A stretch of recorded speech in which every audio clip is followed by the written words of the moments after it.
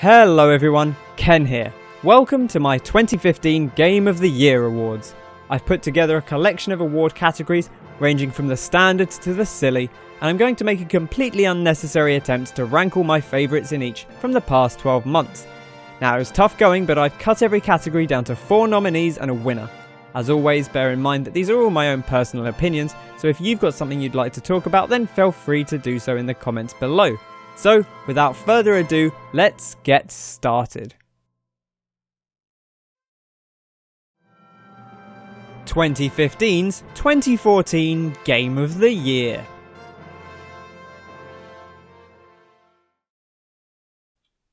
The Binding of Isaac Rebirth. Unlike the other games on this list, I did actually play some Rebirth during 2014, but not nearly as much as I would have liked to have done.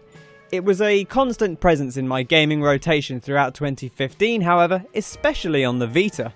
The game just has so much content on offer that I don't think I could ever tire of picking it up and blasting through a run or two, and it was a perfect game to play when I was away from home. Chariot. Alongside the obvious appeal of its charming and delightful art style and its cheerful characters, Chariot also makes for an incredibly fun co-op experience because its mechanics really help create a feel of teamwork with your partner, rather than you simply happening to be in the same world as one another. I actually ended up spending more time with it solo, however, and the challenge of overcoming every obstacle by myself really nailed that fine line between satisfaction and frustration. Far Cry 4. As a hefty game sneaking out in late 2014, I let this slide into last year because although I wanted to play it, I suspected it would just be more Far Cry 3. It is more Far Cry 3, but it improves on its predecessor in almost every conceivable way.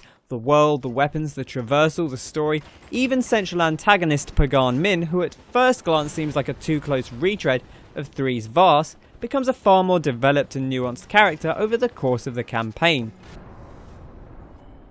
Transistor. I don't have a good excuse for why I didn't get around to Transistor the year it came out, but oh boy is it an absolute belter. Excelling in many of the ways that Bastion did, and yet being its own completely unique game. The art, lighting, animation and music are all best in class, the game oozes style from every orifice, and the combat system is a joy to play with. I adored experimenting with the multitude of ways various skills could be combined to produce wildly differing results. Ultimately, while 3 of these are games I just happened to play through in the past 12 months, The Binding of Isaac Rebirth is a game I simply couldn't put down. Completely rebuilding the game from the ground up was an ambitious move, but it completely paid off. Rebirth absolutely feels like the game Edmund Macmillan wanted to make all along. The sheer wealth of content included in the package is simply staggering. Easily hundreds of hours to see it all, and even then you're still going to see new interactions and combinations just about every time you play another round. I spent a fair chunk of time playing Rebirth at home, but that was eclipsed by the amount of time I invested in the Vita version, which I would dive into almost any time I happened to be away from home, and ultimately even took to playing when I was at home because I was enjoying that version so much.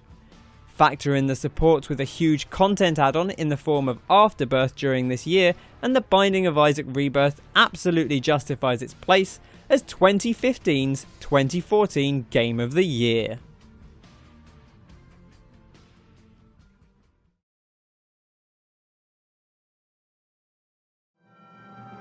Best New Character.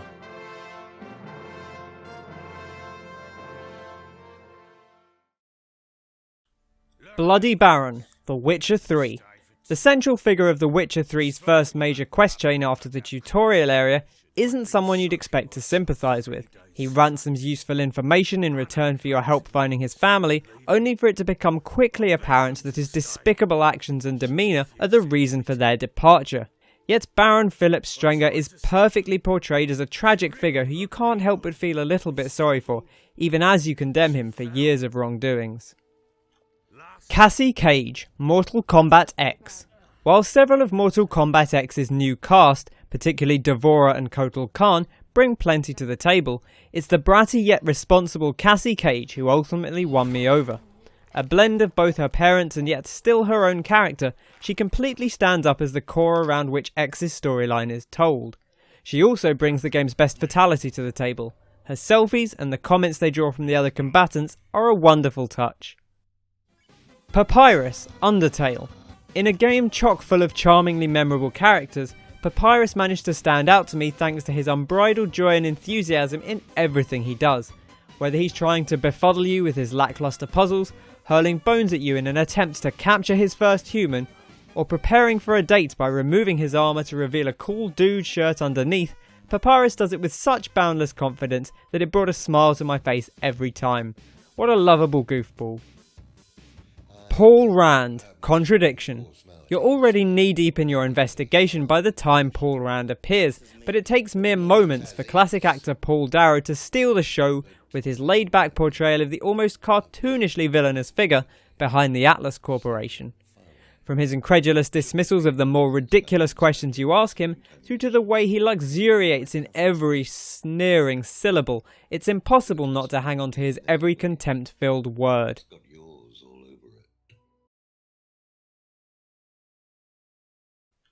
It's tough to pick a winner, but few things put a bigger, stupider smile on my face this year than Papyrus's scenes in Undertale.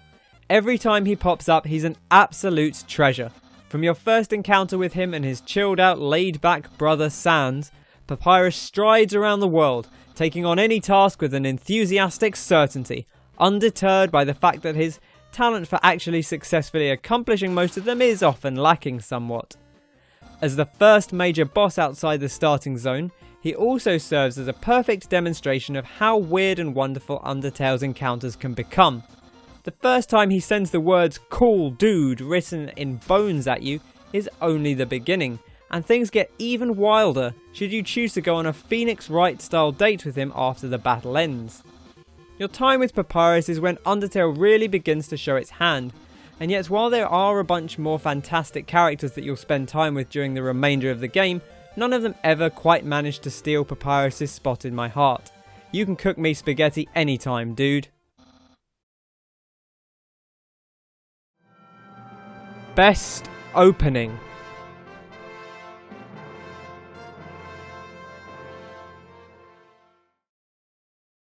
Fallout 4. While I took some issues with Fallout 4's story pacing after the initial opening, that first sequence sets the scene perfectly. Starting you off before the bombs drop gives you a first-hand taste of pre-apocalypse life for the first time in the series, yet it is but a fleeting moment, a quiet few minutes with your family before all hell breaks loose. Heading to the bunker as the reality of the situation sets in on the neighbourhood's inhabitants is a powerful moment, punctuated by that horrifying explosion. Metal Gear Solid 5: The Phantom Pain. For a game which takes its time to progress the story, The Phantom Pain's opening is a wild ride. You awake to the sounds of the man who sold the world, slowly come to terms with Snake's current physical condition, and then are thrown violently in at the deep end when his situation suddenly becomes incredibly dangerous. What follows is one of the most tense roller coasters of hold your breath encounters I've ever experienced. Prison Architect. You might not expect a building simulation game to offer up one of the most powerful openings of the year, but then most such games aren't dealing with a tutorial that sees you building an execution chamber and then handling the first inmates to face it. Managing to blend a helpful lesson in constructing new areas of your prison with a discussion on the merits and failings of capital punishment is no easy feat, and yet Prison Architect pulls it off in a way that is compelling without distracting from the learning experience. The Witcher 3 Wild Hunt. Now look, I'm all for naked Geralt in a bathtub as much as the next person, but The Witcher 3's opening works for similar reasons to Fallout, putting you in a seemingly peaceful happy time for a short while, only to have things go suddenly and terrifyingly wrong. Those opening scenes in Kaer Morn perfectly set up characters and relationships, bringing old and new Witcher fans up to speed, and also integrate the game's tutorials in a natural fashion, before the Wild Hunt show up and ruin everything.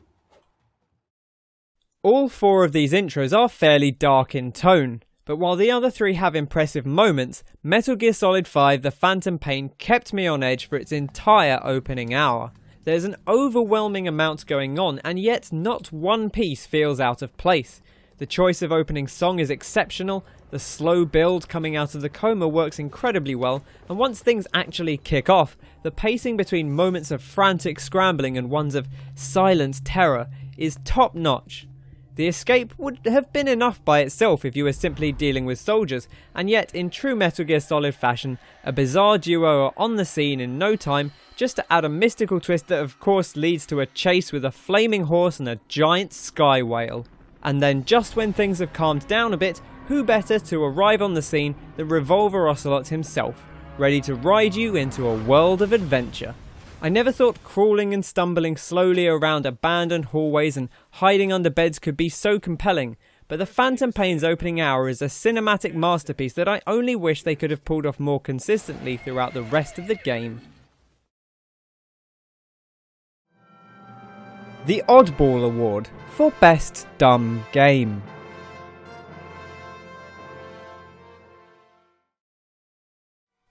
Contradiction, Spot the Liar. What a dumb game. A wacky, bumbling, David Tennant-esque inspector is sent to a sleepy English village to investigate the apparent suicide of one of its inhabitants. Cue a bizarre cast of characters who all seem to have their own issues to hide, a mysterious conspiracy surrounding a local business training establishment, and a strange obsession with a certain three-fingered symbol. Wonderfully, Contradiction manages to be a compelling adventure game whilst also hitting all those ridiculous FMV notes. Time clickers. What a dumb game. Click the cubes until they go away. Earn money to spend on making your clicks get rid of the cubes faster. Click on tougher cubes for more money. Spend that money on automated weapons that will do the clicking for you. Rinse and repeat, get richer and richer and richer. Then reset the whole game, in return for the ability to do it all again, but a little bit faster this time. Time clickers just might be the finest of its genre so far. The numbers just keep getting bigger. Until Dawn. What a dumb game. All your favourite and least favourite teen horror stereotypes head up to an obviously dangerous lone cabin in the woods on a freezing mountain. The odds really are stacked against the gang here, aren't they? And yet the twist here is that you take control of these teens' actions, steering them in whichever direction you please, whether that's guiding them to safety or sealing their fate. Until Dawn is over the top in precisely the way you want, and I absolutely love it. WWE Immortals. What a dumb game. Take your favourite men and women from the WWE brand of sports entertainment, give them each a coating of warrior, mythological or fantasy paint, and set them against one another in a game from NetherRealm Studios. The real disappointment here is how good this game could have been as a full-scale release, but pitting Dark Sorceress Paige and Ancient Druid Sheamus against Pyromancer Nikki Bella and Necromancer Undertaker is still a real joy. And so to the winner. As an FMV game, Contradiction had a pretty easy start on this category, yet the real beauty of it is how wonderfully everyone involved dances joyfully on the line between obliviously silly and knowingly over the top. They never show their hand, there's no fourth wall breaking nods to camera or self-referential jokes. Contradiction simply tells a tale filled to the brim with eccentric characters. Everyone involved absolutely nails their role. There's no noticeable inconsistency in anyone's personality aside from when it's a key point in the story. The joyful way everyone plays up to their characters actually might help to make each person feel more real, in fact. These aren't your standard run-of-the-mill character actor roles from a TV detective drama, they seem more like people you might actually encounter in a small British village. The core mechanic of uncovering contradictions in their statements only adds to that silliness, with the reactions of each person varying from flustered to scared to a very matter-of-fact acceptance. It feels like the team behind Contradiction all knew how ridiculous an FMV game could and should be, and embraced that lovingly without ever making it obvious they were doing so. It's spectacularly dumb. It's okay, thanks. And that's all the awards for today. Thank you for joining me. If you've enjoyed this video, be sure to bop that like button and feel free to subscribe if you want to see more from me. I've been Ken, thank you very much for watching, I hope you have a fantastic day, and I'll catch you on the next one. Cheers!